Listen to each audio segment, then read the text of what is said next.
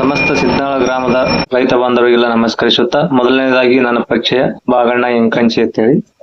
ಇವತ್ತು ನಾವೇನು ಹೇಳಲು ಹೊರಟಿದೀವಿ ಅಂತ ಹೇಳಿದ್ರೆ, ನಮ್ಮ ಸಿದ್ನಾಳ ಗ್ರಾಮದಲ್ಲಿ ಬೆಳೆತಿರತಕ್ಕಂತಹ ಬೆಳೆಗಳಾದ ಕಬ್ಬು, ಹತ್ತಿ, ತೊಗರಿ ಮತ್ತು ಮುಂತಾದ ಬೆಳೆಗಳ ಬಗ್ಗೆ ನಿಮಗೆ ಮಾಹಿತಿ ನೀಡಲು ನಾವು ಈ ಗ್ರಾಮಕ್ಕೆ ಬಂದಿರ್ತೀವಿ. ಅದರ ಸಲುವಾಗಿ ಮೊದಲನೇದಾಗಿ ಒಂದು 3ರಿಂದ 4 ವಿಷಯದ ಬಗ್ಗೆ ನಾವು ಇಲ್ಲಿ ಮಾತಾಡಲು ಬಹಳ ಇಷ್ಟಪಡ್ತಾ ಇದೀವಿ. ಒಂದು ಏನಂದ್ರೆ ನ್ಯಾನೋ ಯೂರಿಯಾ, ನ್ಯಾನೋ DAP, ಕಬ್ಬಿನ ಬೆಳೆ ಸಮಗ್ರ ಪೋಷಕಾಂಶಗಳ ನಿರ್ವಹಣೆ ಮತ್ತು ಹತ್ತಿ ಬೆಳೆಗಳಲ್ಲಿ ಸಮಗ್ರ ಪೋಷಕಾಂಶಗಳ ನಿರ್ವಹಣೆ, ಇವೆರಡರ ಬಗ್ಗೆ ಹೆಚ್ಚಿನ ಮಾಹಿತಿಯನ್ನು ಕೊಡಲು ಇಷ್ಟಪಡ್ತಾ ಇದೀವಿ. ಮೊದಲನೇದಾಗಿ ನ್ಯಾನೋ ಯೂರಿಯಾ. ಏನಿದು ನ್ಯಾನೋ ಯೂರಿಯಾ? ಇದು ಪರ್ಯಾಯವಾಗಿ ನಾವು ಬಳಸುವಂತ ಯೂರಿಯಾವನ್ನ ಪರ್ಯಾಯವಾಗಿ ಬಳಸುವಂತ ಒಂದು ಹೊಸ ಟೆಕ್ನಾಲಜಿಯಲ್ಲಿ ಕೂಡಿರುವಂತ ಒಂದು ಗೊಬ್ಬರ.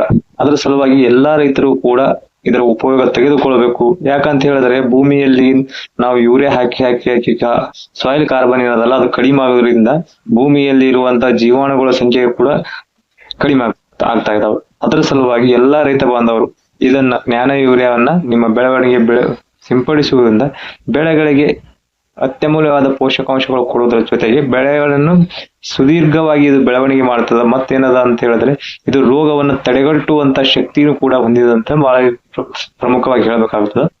ಇನ್ನು ಎರಡನೇದಾಗಿ ಏನ್ ಹೇಳ್ಬೇಕಂತ ಹೇಳಿದ್ರೆ ನ್ಯಾನೋ DAP. ಇದರಲ್ಲಿ ಇರುವಂತದ್ದು ಏನು, 8% ಸಾರಜನಕ ಮತ್ತು 16% ರಂಜಕ. ಇದು ಏನ್ ಕಾಂಬಿನೇಷನ್ ಇರ್ತದೆ ಅಂತ ಹೇಳಿದ್ರೆ ನಿಮ್ಗೆ ಯೂರಿಯಾನು ಸಿಗುತ್ತದೆ, ಈ ಕಡೆ DAPನೂ ಸಿಗುತ್ತದೆ. ಅದರಿಂದ ಬೆಳೆಗಳಿಗೆ ಪಂಗಲ ಹೊಡೆಯುವುದು, ಕವಲು ಹೊಡೆಯುವುದು ಮತ್ತು ಗಿಡವನ್ನ ಸ್ಟ್ರಾಂಗ್ ಆಗಿ ಮಾಡ್ಲಿಕ್ಕೆ ಇದು ಹೆಲ್ಪ್ ಆಗ್ತದೆ. ಮತ್ತೆ ಇದರ ಉಪಯೋಗ ಏನು ಅಂತ ಹೇಳಿದ್ರೆ ನಿಮಗೆ ಮೊದಲನೇದಾಗಿ ಹೇಳ್ಬೇಕಂದ್ರೆ ಇದರ ಕಾಸ್ಟು ಕೂಡ ಕಡಿಮೆ ಅದ, ನಿಮಗೆ ದೀರ್ಘಕಾಲವಾಗಿ ಇದು ಬರ್ತದ ಅಂತೇಳಿ ಬಹಳ ಹೇಳ್ಬೇಕಾದ್ರೆ. ಇನ್ನು ಹತ್ತಿ ಬೆಳೆಗಳಲ್ಲಿ ಸಮಗ್ರ ಪೋಷಕಾಂಶಗಳ ನಿರ್ವಹಣೆ. ಏನಿದು ಹತ್ತಿ ಬೆಳೆ? ಎಷ್ಟು ದಿನ ಇರಬಹುದು? ಇದು 120 ದಿನ ಇರಬಹುದು, 130 ದಿನ ಬರಬಹುದು, 145 ದಿನ ಬರಬಹುದು, 150 ದಿನ ತನಕ ಬರುವಂತ ವೆರೈಟಿಗಳು ಮಾರ್ಕೆಟ್ ಅಲ್ಲಿ ಹಲವಾರು ಕಂಪನಿಗಳ ಬೀಜವನ್ನು ಉತ್ಪಾದನೆ ಮಾಡಿ ರೈತರಿಗೆ ಸಪ್ಲೈ ಮಾಡ್ತಾ ಇದ್ದಾರೆ. ಅದರ ಸಲುವಾಗಿ ಬೀಜಗಳ ಆಯ್ಕೆಗಳು ಆಗಿದಾವೆ. ಈಗ ನೀವು ಆಲ್ರೆಡಿ ಬಿತ್ತನೆ ಮಾಡಿದಿರಿ. ಕೆಲವೊಂದಿಷ್ಟು ಸ್ವಲ್ಪ ಅದಕ್ಕೆ ಮೇನ್ ಆಗಿ ಪೋಷಕಾಂಶಗಳು ಬೇಕಾಗ್ತವ. ಒಂದು ಸ್ವಲ್ಪ ಪ್ರಮಾಣ ಯೂರಿಯಾ ಬೇಕಾಗ್ತದೆ, ಸ್ವಲ್ಪ ಪ್ರಮಾಣ DAP ಬೇಕಾಗ್ತದೆ, ಸ್ವಲ್ಪ ಪ್ರಮಾಣ ಪೊಟ್ಯಾಶ್ ಬೇಕಾಗುತ್ತದೆ. ಅದರ ಜೊತೆಗಾಗಿ ಲಘು ಪೋಷಕಾಂಶಗಳು zinc, iron, boron, ferrous, copper ಅನ್ನುವಂತ ಇವು ಲಘು ಪೋಷಕಾಂಶಗಳು ಕೊಡುವುದರಿಂದ ನಾವು ಹೆಚ್ಚಿಗೆ ಇಳುವರಿಯನ್ನು ಪಡೆದುಕೊಳ್ಳಬಹುದು ಅಂತ ಹೇಳ್ತಾ, ಈ ಬರುವಂತ ರೋಗಗಳು ಒಂದು 4ರಿಂದ 5 ರೋಗಗಳು ಬಹಳ ಬರ್ತವೆ. ಇದಕ್ಕೇನು ಬರ್ಬೋದು? ಥ್ರಿಪ್ಸ್, ಮೈಟ್ಸ್ ಅಂತ ಇದಕ್ಕೆ ಬರುವುದಿಲ್ಲ, aphids, jassids, white flies, pink bollworm, ಇಷ್ಟು ರೋಗಗಳನ್ನು ಇದಕ್ಕೆ ಬರ್ತವು. ಅದ್ರ ಸಲುವಾಗಿ ಮೊದಲನೇದಾಗಿನೇ ಫಸ್ಟ್ ಸ್ಪ್ರೇನೆ ಹೈ ಕೆಮಿಕಲ್ ಹೋಗ್ಬೇಡ್ರಿ ಅಂತ ಹೇಳಿ ಮೊದಲೇ ಹೇಳ್ತಾ, ಯಾವಾಗ್ಲೂ ಕೂಡ ಲೋ ಕಾನ್ಸಂಟ್ರೇಟೆಡ್ ಇರುವಂತ ಕೆಮಿಕಲ್ಗಳು ನಾವು ಬಳಸೋದ್ರಿಂದ ಗಿಡಕ್ಕೆ ರೆಸಿಸ್ಟೆನ್ಸ್ ಇರ್ತದ, ನಾವು ಎಫೆಕ್ಟಿವ್ ಆಗಿ ಕೆಲಸಗಳು ಮಾಡ್ತಾವ ಅಂತ ಹೇಳ್ತಾ, ಮೊದಲನೇದಾಗಿ ಸ್ವಲ್ಪ ಬಿಳಿ ಹೇನುಗಳು ಕಾಣಕತ್ತಾವ, ಹಸಿರು ದ್ವಾಮಿಗಳು ಕಾಣಕತ್ತಾವ.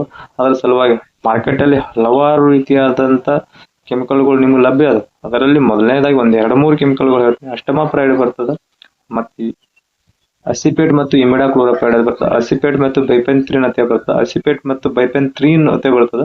ಇನ್ನು ನೆಕ್ಸ್ಟ್ ಬರುವಂತದ್ದು ಪಿಪ್ರೋನಿಲ್ ಪ್ಲಸ್ ಡೈಪೆಂಥ್ಯೂರಾನ್ ಅಂತ ಬರ್ತದೆ, ಎಟೋಪೆನ್ಪಾಸ್ ಪ್ಲಸ್ ಡೈಪೆಂಥ್ಯೂರಾನ್ ಅಂತ ಬರ್ತದೆ. ಇವು ಸಮಗ್ರವಾಗಿ ಇವು ಅಲ್ಲೇ ಕೂಡ ಮತ್ತೊಂದಿಷ್ಟು ಪ್ರೊಪನಾಪಾಸ್ ಅಂತ ಬರ್ತದೆ, ಥೈಮೋಥೆಕ್ಸಮ್ ಪ್ಲಸ್ ಲ್ಯಾಂಬ್ಡಾಸೈಲೋಥ್ರಿನ್ ಅಂತ ಬರ್ತಾವೆ.